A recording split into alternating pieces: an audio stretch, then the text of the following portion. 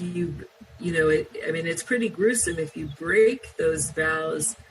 It's pretty serious. A lot of people see, the celebrities or the stars or royal leaders with the one eye, and that's one of the Masonic oaths. They, when you get to a certain level, they have, they set up a ritual ground, which is a square or rectangle.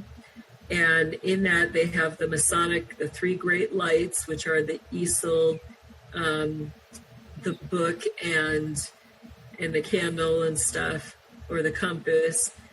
And you literally put your eye on the book as you say the oath, that if you ever tell or break, your brother's trust or secrets, or you don't cover up his crimes, that it comes at the cost of your left eye.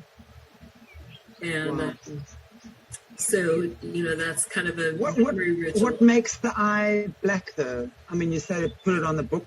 What? Yep, they put it on the book. There's, I think, there's a couple of things. Sometimes they will do shots of adrenochrome in that eye, or other times they will, sometimes it's because they put chips in there. So there's different things that they do. They'll put behind the eye. The other thing is that at a spiritual level, sometimes the demons will literally grab the eye, and they go through a moment where they really think or get that fear that this spirit is going to literally rip my eye out. And so it can happen several different ways, just depending on what was done through the ritual. But I've seen it happen through primarily those three means. So that's really when they're taking, when they're doing their rituals, they're taking oaths and things. That's when the Pope, Prince Philip, gosh, so many actors, you just see them walking around with the black eyes, the Black Eye Club. It's amazing. And, it's not just always just the one-time ritual. Sometimes they repeat that oath. So that's why sometimes you'll see them have it more than just once in their lifetime. Is that it's meant to be a public display and sign for every single person in the Illuminati. When they see somebody with that eye, that bruise, they're reminded of that oath. Well, so it's their reminder as well. Yeah. And as many of your fellow Democrats have used some heated rhetoric against the president.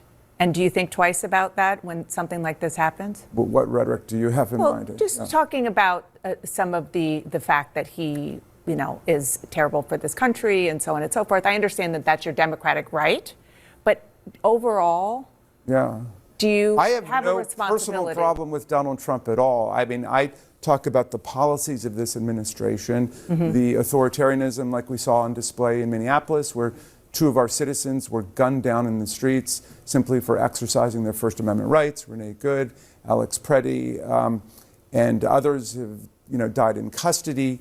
I'm talking about policies. I don't personalize it, and I certainly have never called the press the enemy of the people. I think the press are the people's best friend, and that's why it's written right there into the First Amendment. We need the press to be a vigilant watchdog against every level of government, federal, state, local, all of it.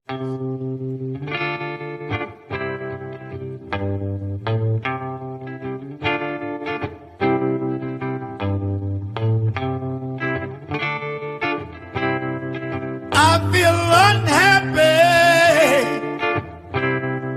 I feel so sad. I have lost the best friend that I ever had. She was my woman. I love her so. But it's too late now. I let her go.